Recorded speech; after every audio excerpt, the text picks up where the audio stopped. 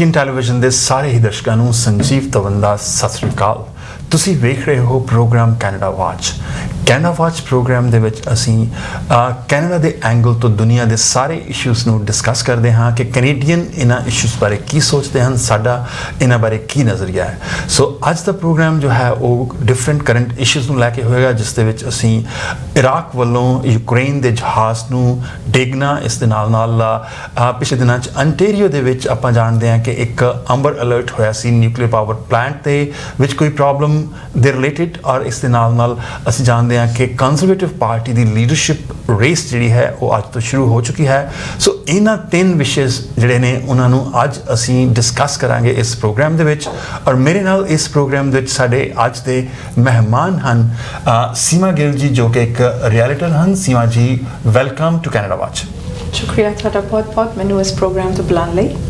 ਇਸ ਦੇ ਨਾਲ ਹੀ ਹਰਰੂਪ, ਜੋ ਕਿ ਗ੍ਰੇਡ 9 ਦੀ ਸਟੂਡੈਂਟ ਹੈ ਫਰੈਡਰਿਕ ਬੈਂਟਿੰਗ ਇੰਟਰਨੈਸ਼ਨਲ ਸਕੂਲ ਦੇ ਵਿੱਚ, ਉਹ ਵੀ ਅੱਜ ਦੀ ਸਾਡੀ ਵਿਸ਼ੇਸ਼ ਮਹਿਮਾਨ ਹੈ। ਹਰਰੂਪ, welcome. Thank you for having me. ਤੁਸੀਂ ਜਾਣਦੇ ਹੋ ਕਿ ਅਗਰ ਕੋਈ ਵੀ ਵਿਸ਼ਾ ਜਿਹੜਾ ਹੈ ਉਸ ਨੂੰ ਸਮਝਣਾ ਹੋਵੇ, ਉਸ ਦੀ ਡੀਪ ਅੰਡਰਸਟੈਂਡਿੰਗ ਬਿਲਡ ਕਰਨੀ ਹੋਵੇ, ਤਾਂ ਤੁਹਾਨੂੰ ਇੱਕ ਐਸਾ ਰਿਪੋਰਟਰ, ਇੱਕ ਐਸਾ ਜਰਨਲਿਸਟ ਚਾਹੀਦਾ ਹੁੰਦਾ ਹੈ ਜੋ ਕਿ ਚੀਜ਼ਾਂ ਦੀਆਂ ਪਰਤਾਂ ਖੋਲ੍ਹ ਸਕੇ, ਉਹਨਾਂ ਨੂੰ ਡੀਪਲੀ ਐਨਾਲਾਈਜ਼ ਕਰ ਸਕਣ। ਔਰ ਇਸ ਦੇ ਲਈ ਮੇਰੇ ਨਾਲ ਹਨ ਰਾਕੇਸ਼ ਤਿਵਾੜੀ ਜੀ, ਜੋ ਕਿ ਪਿਛਲੇ 2 ਦਹਾਕੇ ਤੋਂ ਜਰਨਲਿਜ਼ਮ ਦੇ ਵਿੱਚ ਹਨ। ਇਹਨਾਂ ਨੇ ਹਿੰਦੀ ਟਾਈਮਸ ਨਿਊਜ਼ਪੇਪਰ ਦੇ ਨਾਲ ਨਾਲ ਰੇਡੀਓ ਪ੍ਰੋਗਰਾਮਸ ਤੇ ਹੋਰ ਟੈਲੀਵਿਜ਼ਨ ਪ੍ਰੋਗਰਾਮਸ ਵੀ ਕੀਤੇ ਹਨ। ਸੋ ਰਾਕੇਸ਼ ਜੀ, ਤੁਹਾਡਾ ਵੀ ਬਹੁਤ ਸਵਾਗਤ PTN 24 ਦੇ ਪ੍ਰੋਗਰਾਮ ਕੈਨੇਡਾ ਵਾਚ ਵਿੱਚ। ਬਹੁਤ ਬਹੁਤ ਧੰਨਵਾਦ ਸੰਜੀਵ ਜੀ।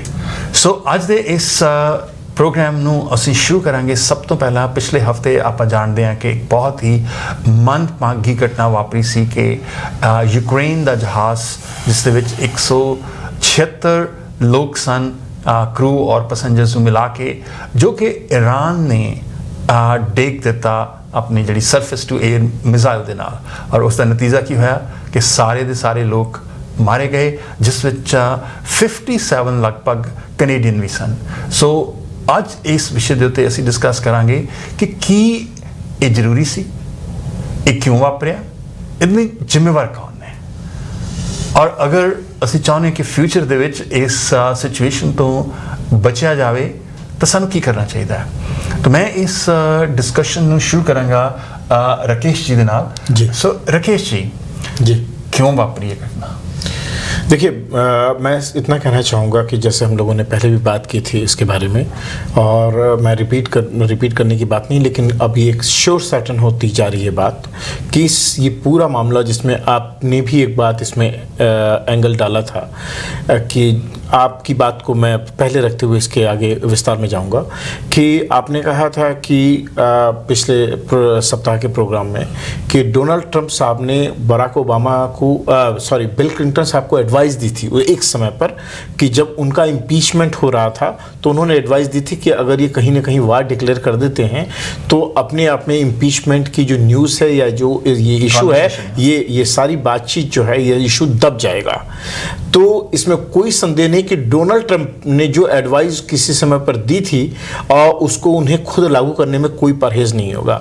और मैं समझता हूं कि अभी तक में जो तथाकथित मेन स्ट्रीम मीडिया है उसने इस बात को पॉइंट आउट क्यों नहीं किया, जबकि आपने ये बात कही है और बहुत महत्वपूर्ण बात है।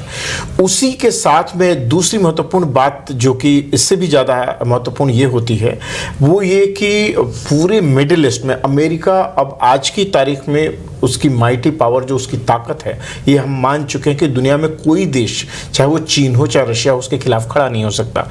और इस पूरे मामले के दौरान में अगर हम देखें कि स्पेशली जो ट्रंप प्रशासन का जो आना रहा है, जो उनकी पॉलिसीज रही हैं, वो सीधी तौर पर अपनी ताकत को खुलेआम जाहिर करने में रहा।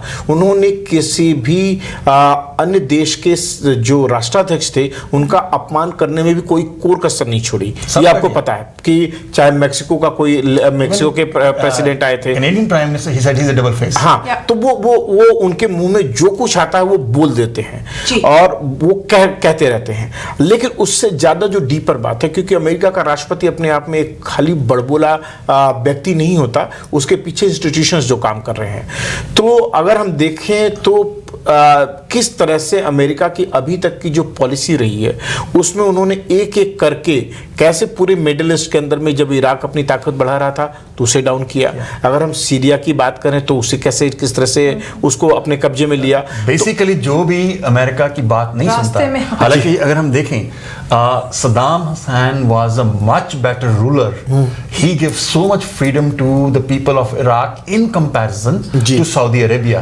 बट सऊदी अरेबिया के साथ अमेरिका को कोई प्रॉब्लम नहीं है, राइट, बिकॉज वो उनकी बात सुनता है। सो कंटिन्यू जी, आई जस्ट वांटेड नहीं, बिल्कुल आपने सही कहा। तो अमेरिका की हिपोक्रेसी एक तरह से देखा जाए तो वो पूरी सामने आती है, और स्पेशली जब मैं बार बार इस बात को दोहराना चाहूंगा कि इस पूरे मामले में ज़्यादा जो डीपर जो बात है, जैसे अमेरिका और ईरान के बीच की जो लड़ाई है वो आज की नहीं, 1978-79 की है, जबकि इस्लामिक क्रांति ईरान में आई थी।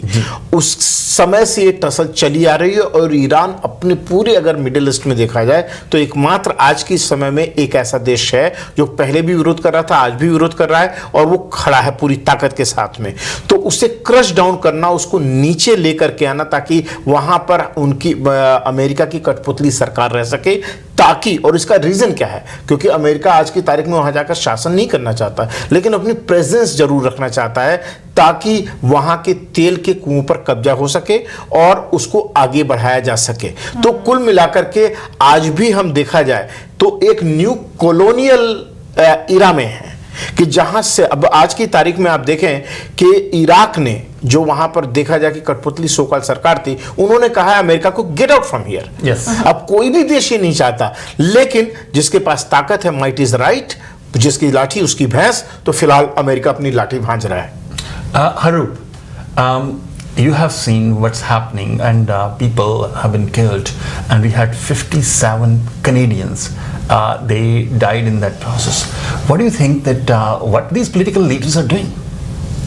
I really think at one point it's all about their ego in a way now, because they want to show that their country is not less than any other country, and that they want to show that they also have the power, because no one wants to feel left out of this, or no one wants to feel like, oh, they're inferior. So I really think that what they're doing is obviously not right, because then again, innocent people are dying. They have nothing to do with this. So it's a great loss for all those Canadian families. And regardless, this shouldn't escalate, because people have lost their lives, and instead they should solve it in a very decent manner. Seema ji, who do you think is responsible? Is it Ukraine? Is it Iran, or is it Trump? I think the fingers are definitely pointing at Trump for reasons before mentioned. But in this case, I think animosity is the biggest problem. The act of retaliation that Iran did actually killed their own and many others from the world.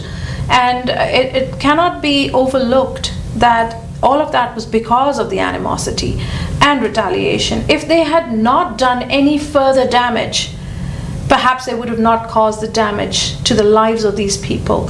So ਉਹਦੇ ਅੱਗੋਂ ਜਾਂਦੇ ਹੋਏ ਮੈਂ ਇੱਕੋ ਹੀ ਚੀਜ਼ ਕਹਿਣਾ ਚਾਹੁੰਦੀ ਹਾਂ ਕਿ ਉਹ ਜੋ ਹੋਇਆ ਉਹ ਬਹੁਤ ਬੁਰਾ ਹੋਇਆ, ਔਰ ਅੱਗੇ ਜਾਂਦੇ ਹੋਏ ਸਾਨੂੰ as humans, as humanitarians, as peace leaders, as world leaders, we really need to stop this in the here and now. Those people who died, whether they were Canadian, whether they were Iranian, wherever in the world they were from, they gave their lives for us without even knowing it. So they must definitely be glorified in the right way by stopping this behavior in the world and actually taking some real radical decisions. Rakesh, you want to say something? जी बिल्कुल, मैं इसमें collective responsibility मानता हूँ। इसमें जैसे आपने mention किया, बिल्कुल इसमें पूरी तौर पर अगर डायरेक्टली अगर देखा जाए, जो मिसाइल्स निकली हैं वो ईरान से निकली हैं, और ईरान तो वहाँ पर जो सिस्टम है हम लोग जिसकी बात कर रहे हैं कि किस तरह से कैसे जब एक वीडियो शूट करके वहाँ पर नज़र आ सकती हैं कि मिसाइल्स वहाँ पर अप्रोच कर रही हैं, और तो कैसे वो पूरा फेलियर हुआ कि उनको राडार पर सारा सिस्टम होते हुए नज़र नहीं आया और उन्होंने अटैक नहीं किया। गलती हुई है, निसंदेह रिग्रेट वो कर रहे हैं, वो उनकी अपनी प्रॉब्लम है, लेकिन 176 लोग मारे गए, ये ये एक हकीकत है, और जो डैमेज हुआ अपनी जगह पर है। ईरान उसमें उतना ही रिस्पॉन्सिबल है, कम नहीं है बिल्कुल किसी भी तौर पर, क्योंकि वहाँ पर जो रिजीम है वो लोगों को प्रॉपर पूरा हक नहीं देती। उसी अमेरिका भी रिस्पॉन्सिबल है, और इसी के साथ में जो एयरलाइंस है कि जिस वक्त में जब ये बात हो रही है, कैसे इंटरनेशनल जो अथॉरिटीज हैं, जो जब आपको पता है कि ये लड़ाई हो रही है अमेरिका और ईरान के बीच में, ऐसे वक्त में कुछ आवर्स पहले मिसाइल्स चली हैं वहां जी, तो कैसे why Ukrainian airline even took a flight from there? They should have cancelled that. मैं सिर्फ यूक्रेनियन एयरलाइन की बात नहीं कर रहा हूं, मैं इंटरनेशनल जो एयरलाइंस की जो अथॉरिटीज हैं, जो ऑपरेट करती हैं, कैसे वहां पर बैठे हुए लोग इस बात को नहीं समझ पाए कि it is dangerous, let's take some precautions.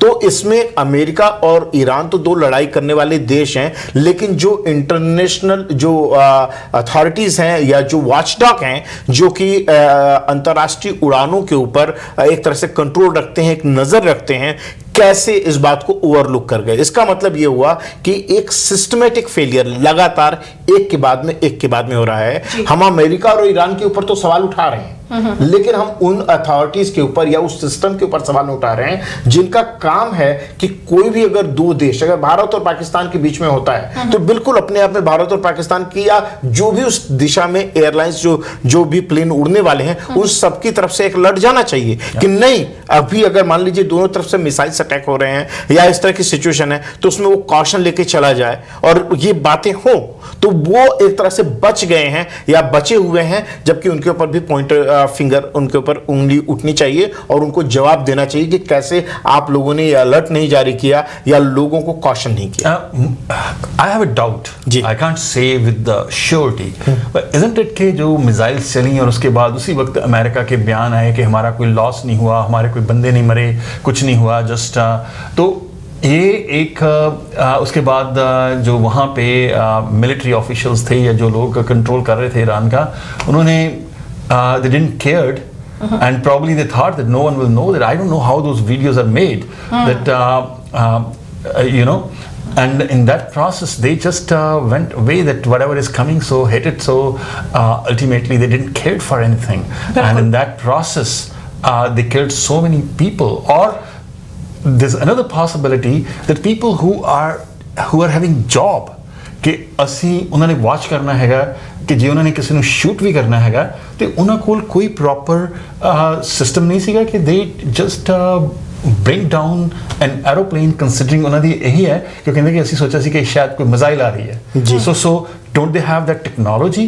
If they having technology to hit the missiles, or why don't they have that so that all this happens? देखिए, टोटली जो लोग भी पावर में बैठे हुए हैं वो पूरी तौर से गैर जिम्मेदार लोग हैं।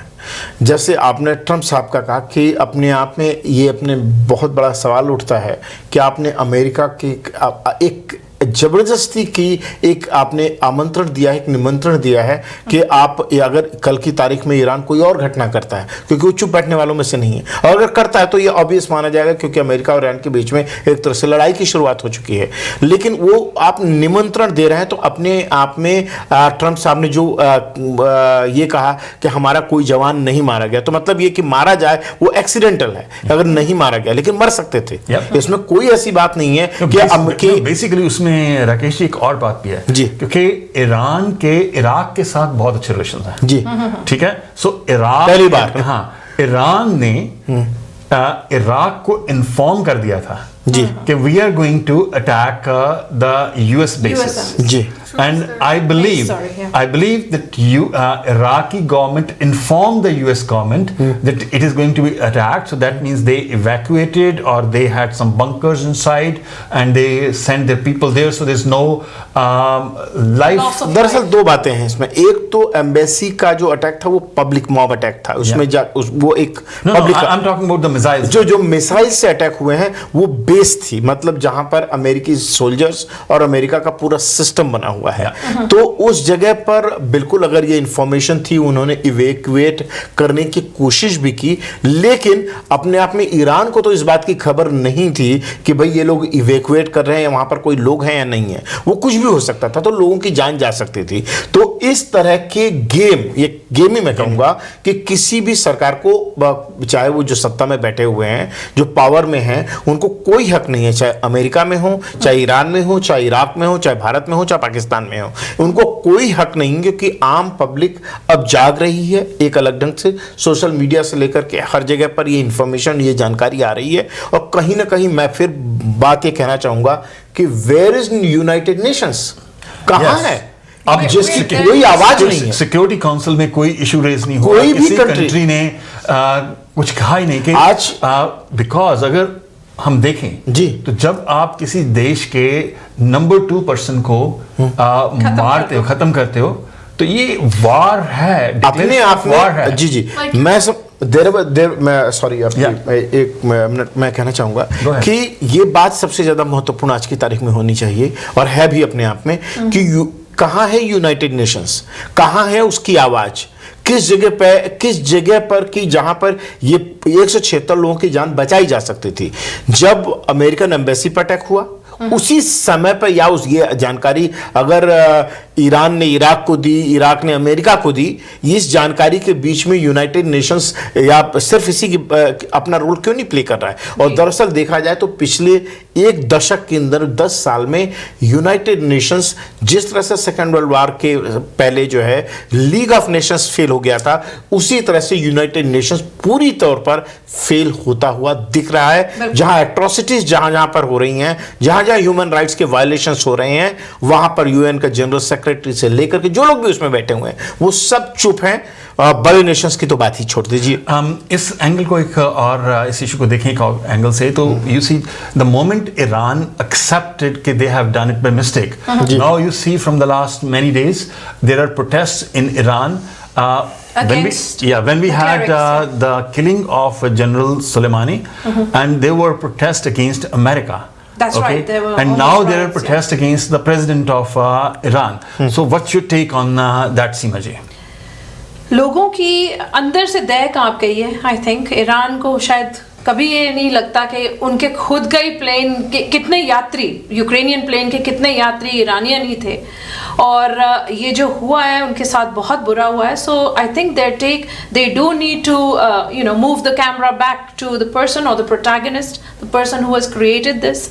सो आई थिंक ये प्रोटेस्ट ज़रूरी है, क्योंकि मैं पहले भी कह रही थी कि जो लोग चले गए हैं बिना जाने के उनके साथ ये होने वाला है, उनके साथ जो हुआ उसको हमें एक तरह से ज़ाया नहीं जाने देना चाहिए। As a world we should come together.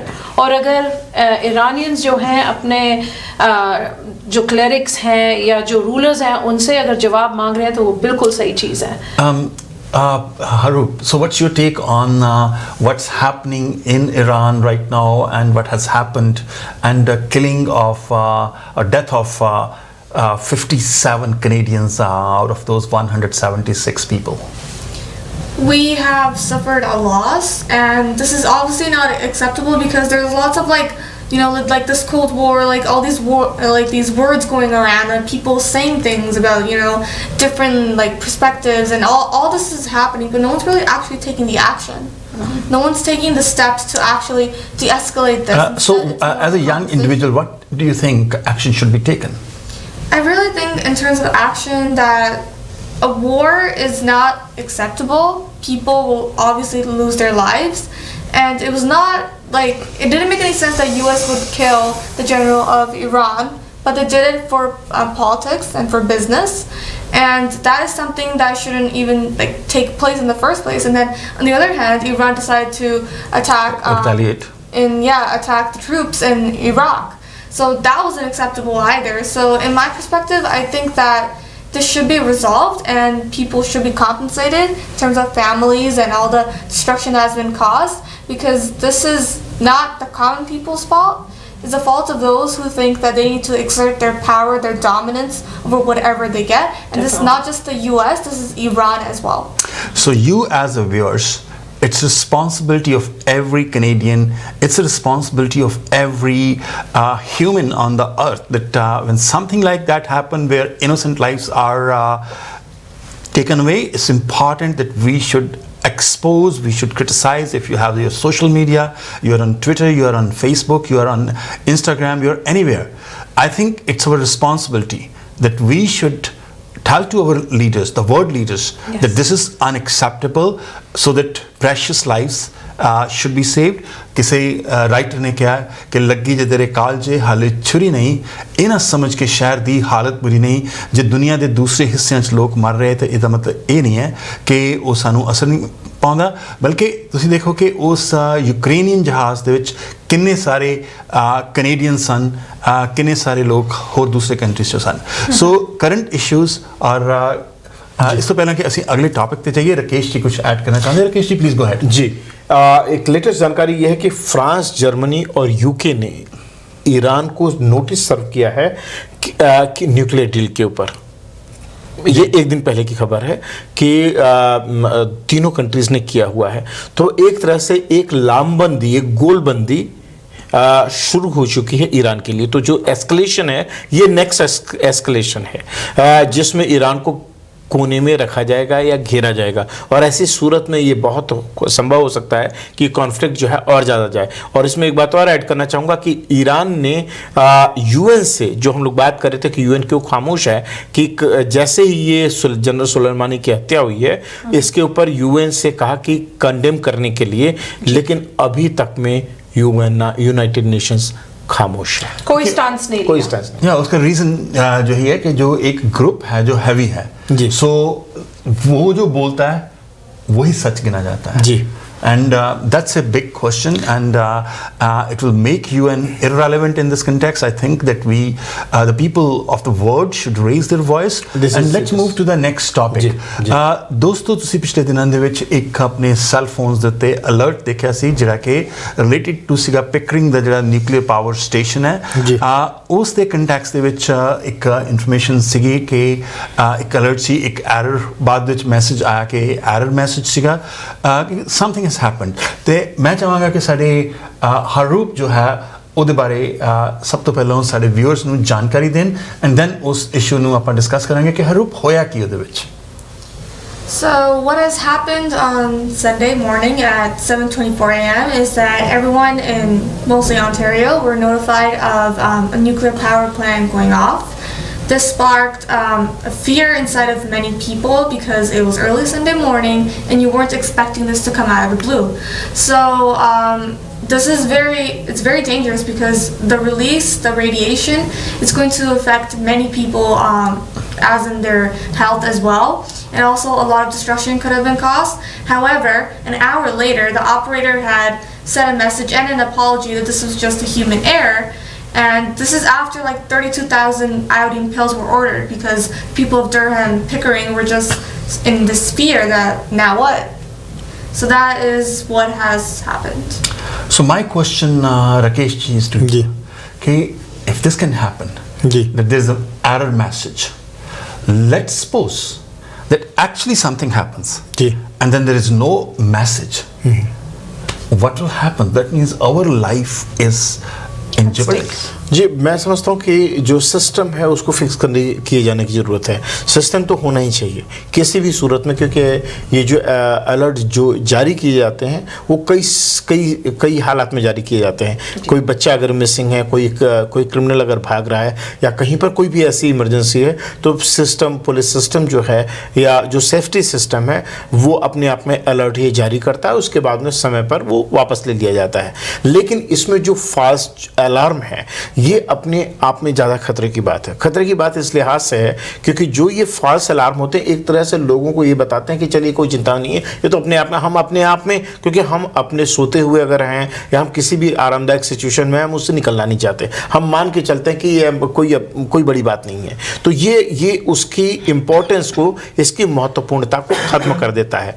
Specially अगर हम बात करें कि जो पिकरिंग का जो न्यूक्लियर प्लांट है, ऐसी जगह पर ज़ीरो टॉलरेंस की पॉलिसी होनी चाहिए, क्योंकि न्यूक्लियर अगर हम पिकरिंग की बात करें, वहाँ से अगर कोई गैस रिसाव होता है, कोई अटैक होता है, कोई आतंकवादी घटना, कुछ भी कोई भी ऐसी सूरत होती है, तो अगली बार लोग इसे उतने सीरियस ढंग से नहीं ले पाएंगे। और हम इसमें बात एक दो आदमियों की नहीं कर रहे हैं, पूरा का पूरा GTA इसकी चपेट में और ये मिनटों में, सेकंड्स में, आवर्स में आ सकता है। तो इससे बहुत ही ज़्यादा सीरियस ढंग से लेने की जरूरत है, न कि सिर्फ ये कि चलिए भाई एरर हो गया, गलती हो गया, we are sorry about it. Seema ji, this is a serious issue, you know. It's a very serious so issue. what's your take on it? I think as far as the Amber Alert is concerned, there'll always be complainers who say that should have never have happened because it was an error or whatever. Amber Alerts in itself are very good systems, and they do alert people. ठीक है, 99% लोग समझते हैं इसको, 1% ऐसे भी हैं जो सोचते हैं मैंने तो वैसे भी नहीं देखना था, मैंने फ़ोन ऑफ कर देना था, जो भी कुछ है। मेन चीज़ ये है कि रिएक्शन टाइम लोगों के पास क्या था, अगर ये जेन्युइन जैसे आपने कहा था, do people know what they are suppose to do. एक टैबलेट्स ऑर्डर करना एक थायराइड ग्लैंड को बचाने के लिए, is that sufficient? My question is that. My question is also that we discussed earlier कि क्या इस प्लांट की ज़रूरत, क्या हमको एनर्जी करने के लिए क्या ये प्लांट की ज़रूरत है, क्या हम कोई ऑल्टरनेटिव मीडियम्स यूज़ कर सकते हैं एनर्जी जनरेशन के लिए, जैसे कि वर्ल्ड वाइड देखा जा रहा है। आपने पहले जिक्र किया, मुझे नहीं मालूम था कि इंडिया में भी अभी इस वक्त they are looking at different ways of creating energy through agriculture. Europe में मैंने अभी रिसेंटली रिपोर्ट पढ़ी है जहाँ पे गार्बेज को इस्तेमाल किया जा रहा है एनर्जी क्रिएट करने के लिए। So yes, risks are many. अभी रिसेंटली हाल ही में ये भी पता लगा है कि पिकरिंग में एक एयरपोर्ट भी आने वाला है, जो कि पिछले 25 सालों से उसका अप्रूवल पेंडिंग था, अब वो होने वाला है। अगर वहाँ मैग्नीट्यूड ऑफ पीपल बढ़ जाता है और फिर ऐसा कुछ हादसा जेन्युइनली हो जाए, तो too many lives are at risk, and I don't think we're ready. Harup, if we see this, that nuclear energy is very dangerous in this sense, right? So whole existence of humanity is at stake.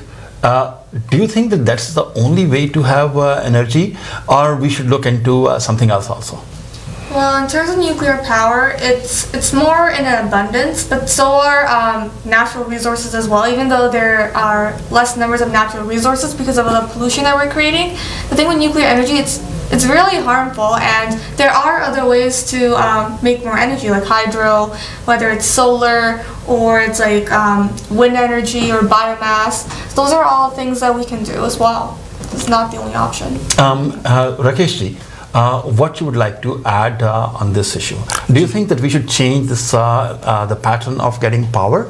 That we should have some other methods? देखिए, मैं दो महत्वपूर्ण चीज़ें इसमें add करना चाहूँगा। एक कि ऑन्टेरियंस को, हम लोगों को इसमें और ज़्यादा इन्फॉर्मेशन चाहिए, जानकारी हमें और चाहिए कि खुदा न खास्ता, क्योंकि अब जिस सिचुएशन में जहाँ पर हम लोग हैं, लड़ाई, युद्ध, ये चीज़ें हो रही हैं। दूसरे नंबर पर हम ये भी देख रहे हैं कि सिस्टम का भी फेलियर, ह्यूमन एरर, ये सारी चीज़ें हो रही। तो ऐसी सूरत में अगर, क्योंकि अब मुझे जानकारी नहीं है, मैं इतना कह सकता हूँ कि मेरे पास में कोई प्रिपरेशन नहीं है कि अगर कल की तारीख में खुदा न खास्ता अगर जो न्यूक्लियर प्लांट है वहाँ पर कुछ हो जाए तो मैं क्या करूँगा, मुझे नहीं पता। Rakesh, we will continue talking about this topic, but now we're going for a short commercial break. So we'll come back after the break.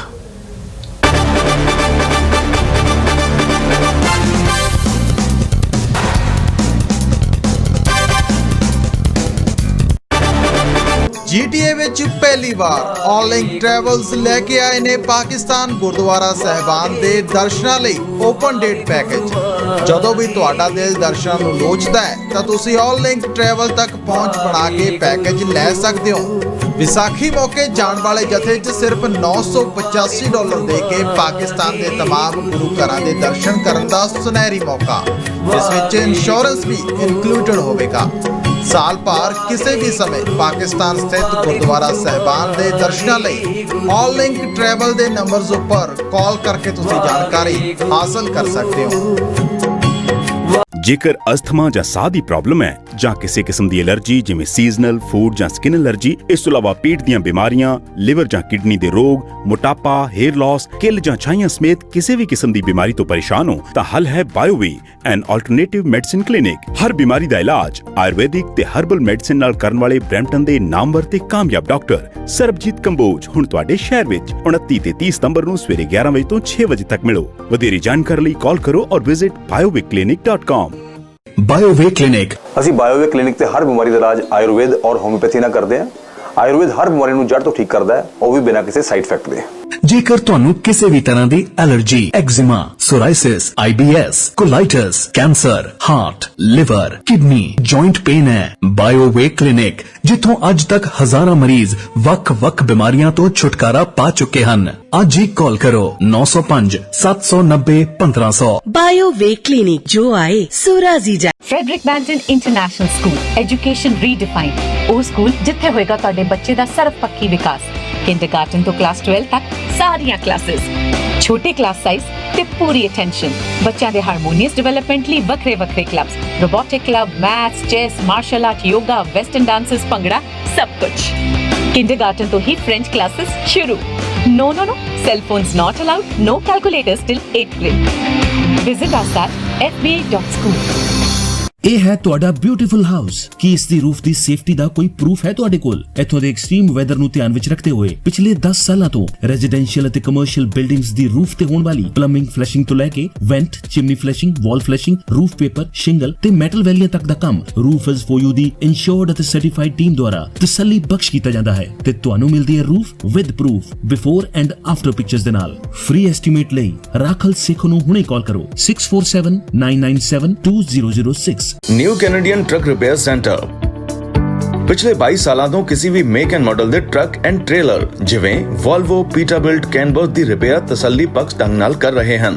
ਇੱਥੇ ਤੁਸੀਂ engine rebuilt, transmission rebuilt, engine head repair, differential, electrical repair ਤੇ truck diagnose ਵੀ ਕਰਾ ਸਕਦੇ ਹੋ। ਸਿਰਫ truck repair ਹੀ ਨਹੀਂ, ਇੱਥੇ ਬੱਸ ਸਰਵਿਸਿਜ਼ ਦਾ ਕੰਮ ਵੀ ਤਸੱਲੀ ਬਖਸ਼ ਢੰਗ ਨਾਲ ਕੀਤਾ ਜਾਂਦਾ ਹੈ। ਅੱਜ ਹੀ ਕਾਲ ਕਰੋ 4163039263। ਜਦੋਂ ਹੋਵੇ ਪ੍ਰੋਪਰ ਇਨਸੂਲੇਸ਼ਨ ਤਾਂ ਕਦੇ ਨਹੀਂ ਹੁੰਦੀ ਬਿਜਲੀ ਦੇ ਬਿੱਲ ਦੀ ਟੈਨਸ਼ਨ। ਟ੍ਰੋਪੀਕਲ ਇਨਸੂਲੇਸ਼ਨ ਪਿਛਲੇ 35 ਸਾਲਾਂ ਤੋਂ 100,000 ਤੋਂ ਵੀ ਵੱਧ ਕਮਰਸ਼ੀਅਲ, ਰੈਜ਼ੀਡੈਂਸ਼ੀਅਲ ਤੇ ਇੰਡਸਟਰੀਅਲ ਬਿਲਡਿੰਗਸ ਨੂੰ ਕੈਨੇਡੀਅਨ ਮੈਨੂਫੈਕਚਰਡ ਸੈਲੂਲੋਇਡ ਨਾਲ ਕਰ ਚੁੱਕੇ ਨੇ ਇਨਸੂਲੇਟ। Free no obligation quotes are also available. Hi everyone, are you looking to save on your heating and cooling costs? Serving Southern Ontario for over 35 years. Just call us 416-798-1310. 416-798-1310.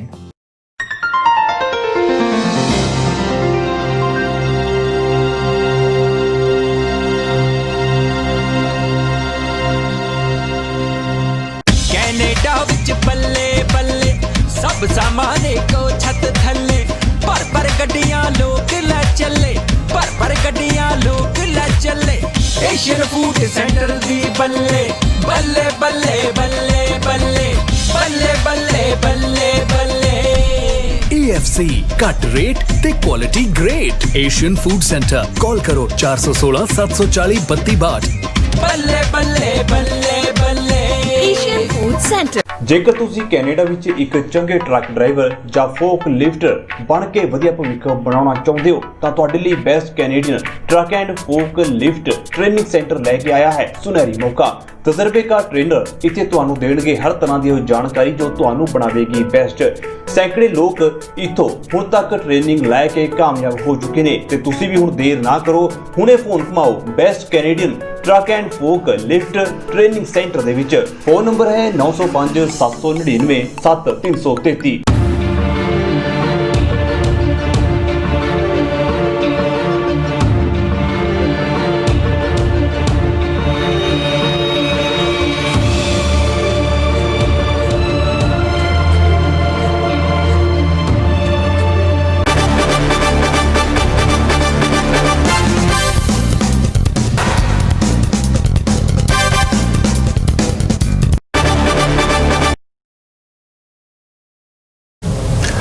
Welcome back. You're watching Canada Watch at PTN 24, and we were discussing about the issue which was related to the Pickering nuclear power station, and Rakesh, you were talking about the whole issue. Do you think that ultimately this all is extremely dangerous for human life? Should we switch from the nuclear energy to some other means, even if it is expensive? Because say for example wind energy or solar energy, that does not put human lives at the risk. जी, alternative energies के लिए काम होना चाहिए, इसके लिए awareness होनी चाहिए, नो डाउट अबाउट इट। लेकिन मेरा अगर इमीडिएटली मैं जिस बात को कहूँगा कि हमें और चूँकि हम न्यूक्लियर पावर प्लांट के हवाले से बात कर रहे हैं कि ऑन्टेरियंस को और ज़्यादा जागरूक किया जाए और कि उनको जागरूक किया जाए कि ऐसी हालत कैसे जागरूक किया जाए। देखिए जागरूक नहीं, वेबसाइट अपने आप में नहीं है, वेबसाइट कुल मिलाकर हजारों तरह की वेबसाइट है, लेकिन एक कैंपेन इस तरह से होनी चाहिए कि लोगों के पास इंफॉर्मेशन हो, क्योंकि जो इमीडिएट इफेक्ट, जैसे सपोजली एक बात मैं आपके सामने रखना चाहता हूं कि अगर ऑन्टेरियो के न्यूक्लियर पावर प्लांट में अगर कोई एक्सप्लोजन होता है, कोई अटैक होता है, कोई रिसाव होता है, तो क्या होगा, कितना एरिया इस जगह पे कवर होता है, ये सवाल उठता है एक। और जो एरिया कवर होता है, वो जिस एरिया तक ये रिसाव पहुंचता है, वो उस वहां पर जो लोग रह रहे हैं उनके पास में क्या सेफ्टी प्रिकॉशंस होने चाहिए और ऐसी हालत में लोगों को क्या करना चाहिए। क्योंकि अभी तक जैसे मैं स्वयं भी कह रहा हूं कि बावजूद कि हमें क्या करना चाहिए इसके बारे में कोई कैंपेन नहीं है, और हम ये मानते हैं कि गवर्नमेंट और वहाँ पर जो लोग हैं वो सारे प्रिकॉशंस लिए जा रहे होंगे, तो we are not aware of it. किस तरह की प्लेसेस में अपने आपके पास में होनी चाहिए, ऐसी सूरत में आपके क्या एक्शन प्लान होने चाहिए, क्या आपको करना चाहिए, हमारे पास में लोगों के पास में जानकारी इसकी होनी चाहिए। और घर पर बैठे हुए अगर आप हैं या किसी भी हालत में हैं, क्या दवाएँ आप रखें, क्या करें, इसकी जानकारी, ये अवेयरनेस की कैंपेन और उसकी बात होनी चाहिए।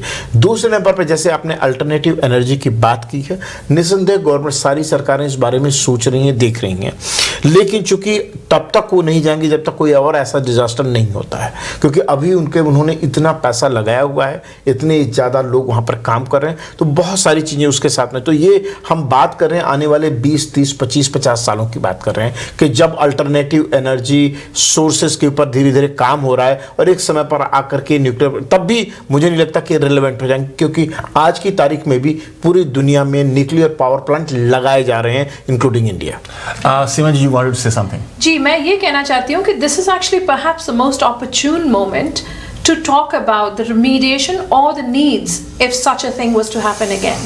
क्योंकि अभी लोगों की attention आपके साथ जुड़ी हुई है। एम्बर अलर्ट रिसेंटली गया है, संडे की बात है, और लोग अभी भी, मैं देख रही हूँ फेसबुक पोस्ट पे, सोशल मीडिया पे बहुत जिक्र है, ओह ये तो ऐसी एरर था, जो भी है। तो अब जब हमारे से लोग जुड़े हुए हैं, उस वक़्त ये खुलासा भी होना चाहिए, जैसे आपने कहा कि क्या रेमेडी पाथ्स हैं और कैसे हमें अगर फ्यूचर में ऐसा कुछ हो। इन द मीन टाइम, जब तक हमारे पास कोई और एनर्जी के रिसोर्सेज नहीं है, हम इसी को यूज़ कर रहे हैं, we must absolutely have, everybody should have knowledge. क्योंकि आज मुझे पहली बार पता लगा है कि भाई आयोडीन की टैबलेट्स हैं और ऐसे हैं और ऐसे हैं और वो ऐसा असर करती हैं, क्योंकि ये अलर्ट गया है तो मैंने रिसर्च की है। तो इससे पहले मुझे वैसे ही पता होना चाहिए कि इस पिकरिंग प्लांट में जो कुछ होता है तो क्या होना चाहिए और कहाँ तक इसका रेडियस है। Harup, your final word on this topic. Are you aware of some websites, some places where we can get the information that what people should do if something like that happen? So if you're aware of anything, then you can tell to the viewers. There is, you can always go on to ontario.ca. It's a very common website. They give you news all about like floods or thunderstorms or, you know, earthquakes in case something ever happens, evacuation plans as such, and where they should go and where and who they should contact. For Pickering, there's also a separate website that gives a 3-step plan. So it's like evacuation, taking iodine pills, and they would sound sirens to alert the people closest to that area where nuclear activity is taking place. So there are a lot of things, but I think it's about taking the initiative to actually learn about it, because information is available to you one way or the other, whether it's social media like Instagram, Snapchat, or Facebook, or like official websites like these. So I think we should all take the precautions, and the first step to doing so is to actually pay attention on what's going on. So my final take on this issue is that we should basically make ourselves aware about all this information, all the facts, so that if there is such emergency happens, so what we need to do, so we should go into those websites, whatever information is available, we should go through, and we should make more and more people aware about it. And secondly, we should also look at alternative sources of energy which are more safer and which don't create a real question mark for the existence of humanity. Till that, we have to use these resources because those changes are not, they're easy to say, but it takes a lot of time and a lot of resources and a lot of prep work and groundwork to get those things done. But till that, we should actually make ourselves aware about these issues. Doesn't matter it's nuclear or it's earthquake or it's any other natural calamities or any man-made calamities. We should have all information so that we can protect ourselves and our loved ones. So the third topic of today's current issues in Canada Watch is today the campaign for a new leader for Conservative Party has already started. So it's a time that Conservative Party is going to find a new leader because Andrew Scheer, Honorable Andrew Scheer, he resigned from the leadership and he said that he will continue the leader till a new leader is being elected by the party members. So this discussion we are going to start with Seema ji. So Seema ji, if you can give to the viewers, so what is the process? What was the process previously to elect a conservative leader by the party? What changes have taken place? If you can bring to the viewers' attention, and then we'll discuss it from different angles. So Seema ji. So I think the biggest stark difference at this moment in time is the actual registration fee and the fee that is required by the candidates as a protective sort of security fund. So before it used to be 50,000 Canadian for basically registering as a candidate or for running for nomination basically, and then $50,000 more was as a security fee. Compliance so basically 100,000 is what it's called, a compliance fee. So that was 100,000 before in previous elections. Now at this moment in time, they've really upped the game and they've, like they say, increased it so much that almost it may be out of the reach of the common man to even get into this election campaign. So $200,000 is what's required as a registration fee, and an additional $100,000 is required for the compliance fee, which is essentially a fee for good behavior, and it's like a security deposit for the behavior of the candidate. So it means 300,000 is there from 100,000 to 300,000, so 3 times. Yes, they've increased it by 3 times, which is abnormal in my opinion. But also there are some other stringent rules. The race to the final running point is very short. We're talking about June for when the elections happen. And at this moment in time, candidates or those that are contemplating running for the election have to put together 1,000 members that they've known for a minimum of 21 days. They need to put together that many people, signed members. And then again by in a couple of weeks basically, and by the end of the 27th of February, which is when they have to send in their applications to run for the campaign, they have to have 3,000 members. So actually no, that deadline ends in March, at the end of March. So to put together that many people, and funnily enough, one of the people, a long-time party volunteer, Brian Brulot, actually just fallen out of the race for this reason. He's categorically said that he doesn't want to do this, not so much for the money, but for the fact that the timelines are so short to get that many people together in such a short time. Rakesh, what do you think? Is it because they want to rig this process? They want to actually go for certain people who can actually, it will help them? Or is it a more prudent way to find a leader who can challenge Justin Trudeau? So what's your take? देखिए, मैं थोड़ा सा generalise करते हुए ये बात कहना चाहूँगा कि कुल मिलाकर के डेमोक्रेसी या लोकतंत्र जो है इस स्तर पर आ चुका है कि हर पार्टी का ध्येय कुल मिलाकर के सिर्फ इतना सा है कि हम किस तरह से पावर में आए, आप पावर में आए और लगातार बने रहें। तो एक तरह से कंजर्वेटिव पार्टी की ये सिचुएशन बताती है कि वो सत्ता के लिए बहुत ज़्यादा ईगर हो रहे हैं, बहुत ज़्यादा जल्दबाजी में हैं कि भाई पावर हमें किसी सूरत में मिले। तो वो नैरो डाउन कर रहे हैं कि जो लोग भी फाइनेंशियली कैपेबल हैं वो आएँ, वो नैरो डाउन करके उसको बहुत ज़्यादा संकुचित करते हुए लेके चलना चाहते हैं कि जिनके पास में पैसे हैं वो तुरंत आएँ। तो जिनके पास $3 लाख कैश होंगे या अकाउंट में जमा होंगे, मिलियंस होंगे, वही आ सकते। बेसिकली उनको कलेक्ट करना है, they don't have to pay from your own pocket, basically they have to collect from the their constituents और the people who support them. देखिए, आप मान के चलिए कि कोई भी पब्लिक के अंदर में जब भी आप जाते हैं तो या तो आपके पास में खुद होंगे या आप जिनसे भी लेंगे अपने लीडरशिप के लिए, सबके अपने अपने इंटरेस्ट होंगे। अगर मैं $10,000 देता हूं, $20,000 देता हूं, तो मेरा एक इंटरेस्ट आपके साथ में है कि ख्याल रखिएगा, ठीक है। और ये कुल मिलाकर के डेमोक्रेसी की तो बात नहीं हो रही है। तो इसका मतलब हो रहा है कि अगर आज की तारीख में आप मुझे बताइए कि कौन इस हालत में, मैं तो नहीं हूं इस हालत में, कि जो लोग होंगे कि $10,000 या $5,000 या $20,000, क्योंकि हम $5-10 $100 की बात नहीं कर रहे हैं, हम बात कर रहे हैं कि ये $3 लाख की, और $3 लाख जो है उसके लिए आप $1,000 लेने जाएं तब भी आपके पास में 300 इतने लोगों की जरूरत पड़ेगी। आप 300 नहीं, हाँ नहीं 3000 माफी चाहूंगा, तो 3000 लोगों की जरूरत पड़ेगी। अब $1,000 कौन आम कैनेडियन दे पाएगा कि लीजिए मेरी तरफ से जाइए पार्टी के लिए? एक बात आती है, क्योंकि सबका अपना बजट होता है, इस लिहाज से एक आम कैनेडियन की बात से एकदम अलग हटती है। दूसरे नंबर पर इसका असर पड़ने वाला है दूसरी पार्टीज के ऊपर भी, लिबरल पार्टी पर भी पड़ेगा और एनडीपी के ऊपर भी पड़ेगा। तो कुल मिलाकर के जो डेमोक्रेसी जो है, क्योंकि डेमोक्रेसी की बात हम सिर्फ इसकी नहीं होती कि आपने वोट दिया, सरकार चुनी गई और बात खत्म। बात आती है कि इनर पार्टी डेमोक्रेसी की। तो इनर पार्टी डेमोक्रेसी में से आप आम आदमी को उठा के बाहर कर दे रहे हैं कि आम आदमी जो, जैसे मान लीजिए मैं कंजर्वेटिव पार्टी का मेंबर हूं, मैं तो नहीं हूं, लेकिन मैं अगर होता हूं तो मेरे पास में मैं बिल्कुल ये मान के चलूं कि आने वाले समय में मेरा कोई चांस नहीं बनता। तो मुझे लग रहा है कि अगर आप हो तो आपका मन दुखी हो रहा है कि मैं शायद होता इस इलेक्शन में। जी बिल्कुल नहीं हो सकता, क्योंकि आम आदमी जी मैं समझ सकता हूं, आम आदमी अपने आप में ये बात मान लेगा कि भाई हमारा काम कुल मिलाकर के, चाहे पार्टी के लिए वोट करना हो, चाहे मेन इलेक्शन में वोट करना हो, चाहे पार्टी की लीडरशिप के लिए वोट करना हो, सिर्फ हम वोट करने के अधिकारी हैं, बाकी निर्णय लेने वाले तो वही रिच बॉयज क्लब है। Haroop, what do you consider that this whole money process, do you think it's good for the future politicians or young people who actually want to come to the politics? Is it really encouraging to them?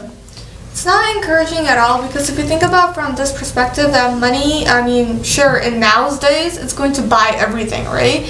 But it also causes a lot of conflict, especially where politics is concerned and business as well. So for the youth, and especially for this generation that's growing up, this is very discouraging, because it's the idea that should really matter, and it's not just like what you have, but well, you can just bring onto the table an idea that can develop over time.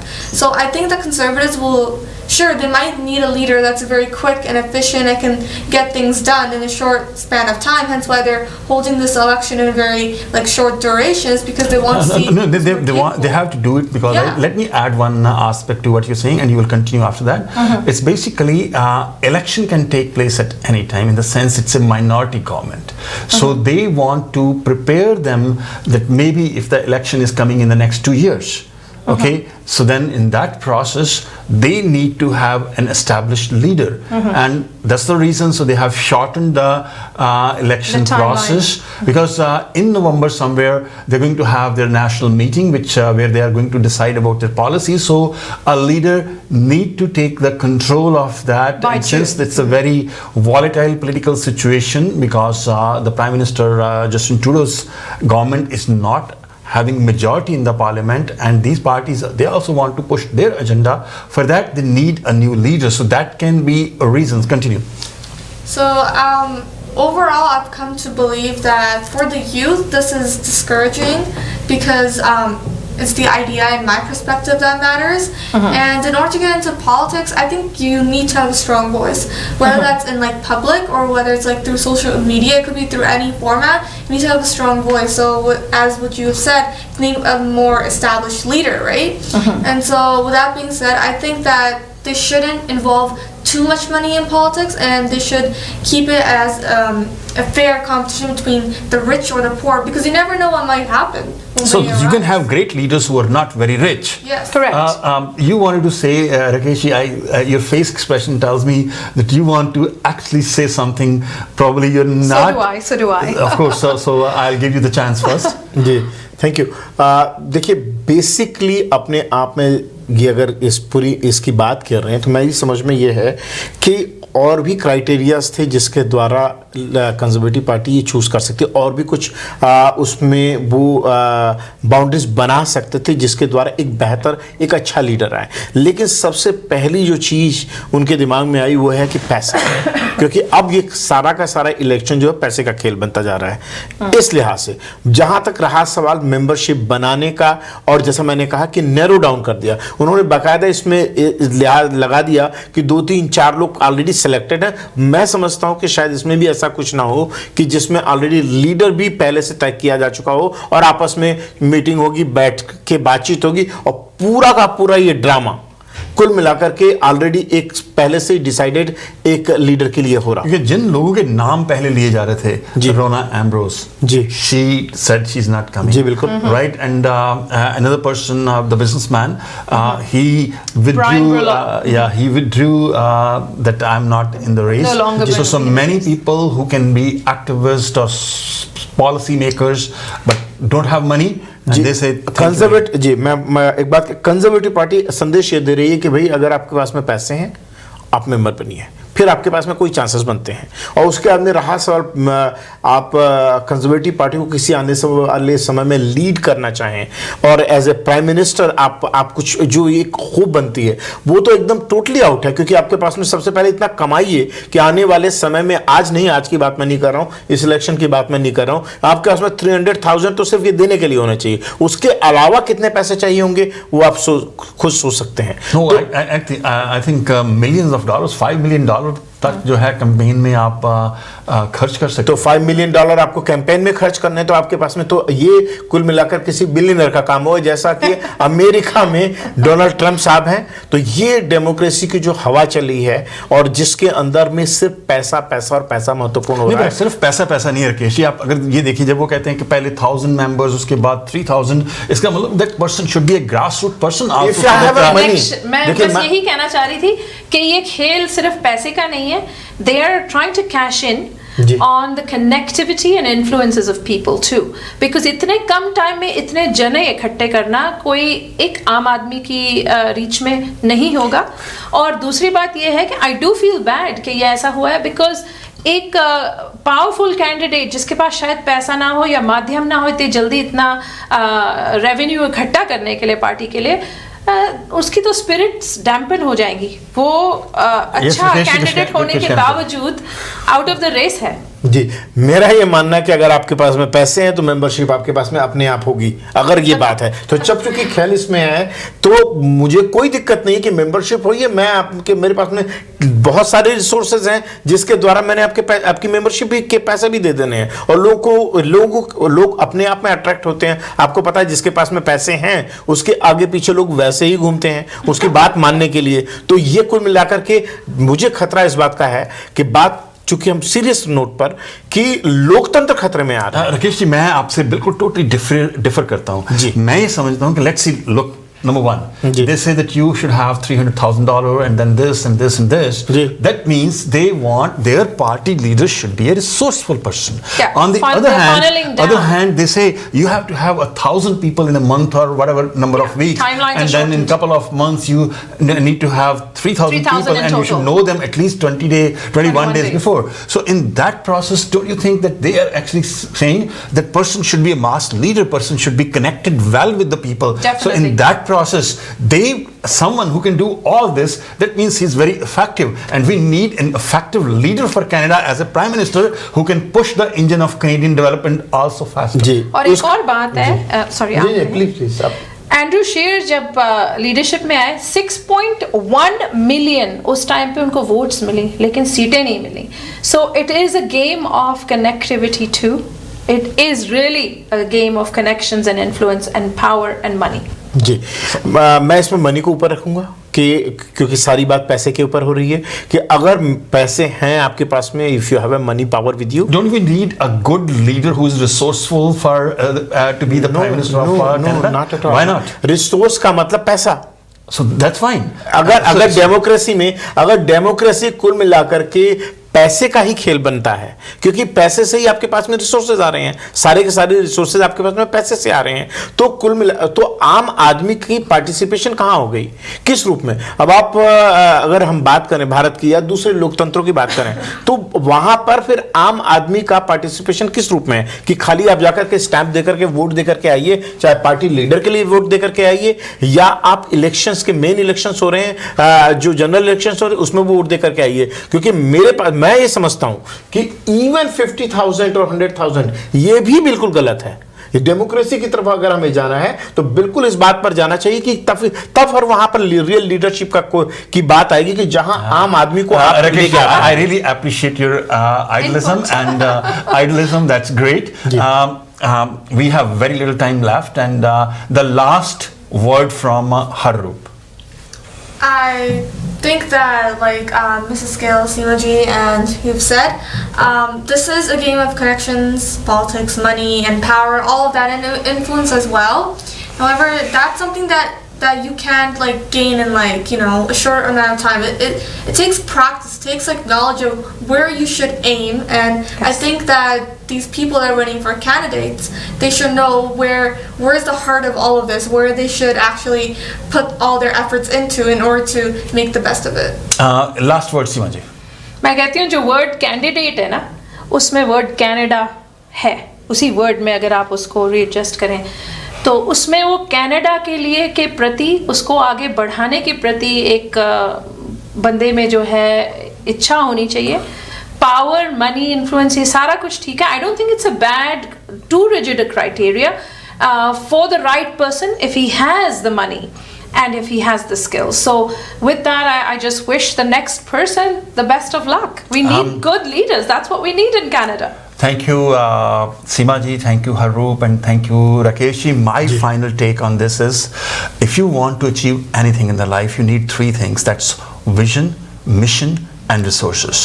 That means you need, for a prime minister for Canada, should be a visionary, should be a missionary, and should be resourceful. So Conservative Party has chosen the criteria of being a resourceful, but that misses the missionary part and the visionary part.